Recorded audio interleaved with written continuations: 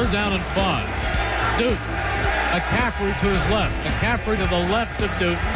Newton goes back, steps up. He's hit as he fires the football. It's intercepted.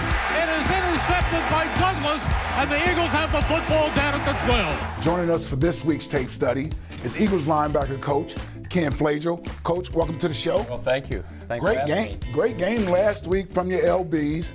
You guys all over the field. Well, one thing I like about this defense is they work hand in hand.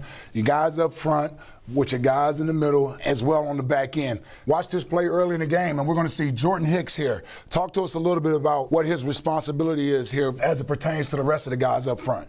Well, we had a coverage in against Cam Newton and the Panthers where we were actually going to put a free linebacker on him because he was so good at escaping the rush and buying time and extending the down with his feet.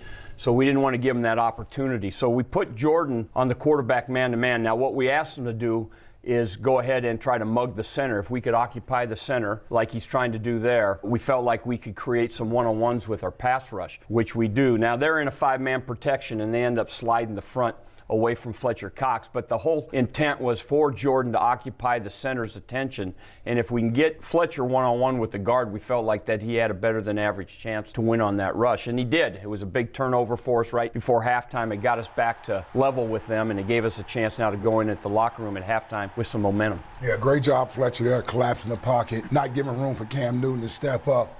But watch a play here. Now, I know as a linebacker coach, in today's game, with the offenses, they give you all these motions, these jet sweeps, and you got to be real disciplined as a backer with your eyes. They have a lot of what we call distraction runs. They motion people in front of you, trying to get you to draw your eyes to the motion guy and really take your eyes off interior linemen and get you out of your gaps. And the big thing here, Coach, when I talked about the front working hand in hand with your back, that big guy there does a nice job here of disrupting this play. This is just a toss crack play that they run, and actually the front side wide receiver misses Jordan Hicks, but the center really is pulling for 53, and you can see Timmy Jernigan does such a great job of what we call U-turning off the down block, and he picks off the center that they can't get the center up to 53.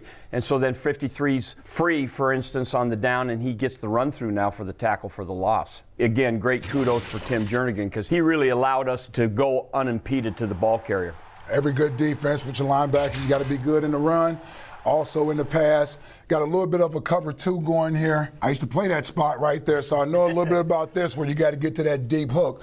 But when the ball is thrown, you got to rally to the football. No question, yeah. This is a third down and I believe 9 yards to go, so we're in what we call our coverage where we're in a two deep, but this guy is actually a middle runner. He has to take anybody deep through the middle of the field from the passing strength side, and when everything eliminates himself from being vertical on that side of the formation, he can now shut it down and get back and play off the quarterback. Mike up on top is what we call a weak hook defender, and so again the ball gets checked down, which what you hope happens in this coverage, and it really is a vision coverage for us in the back end right now. Now we've got to be able to break and react to the quarterback throw and hopefully get off the field before they can gain first down yardage. Nigel's working inside out. Mike can actually use the corner in his tackle here and work this ball carrier inside out as well.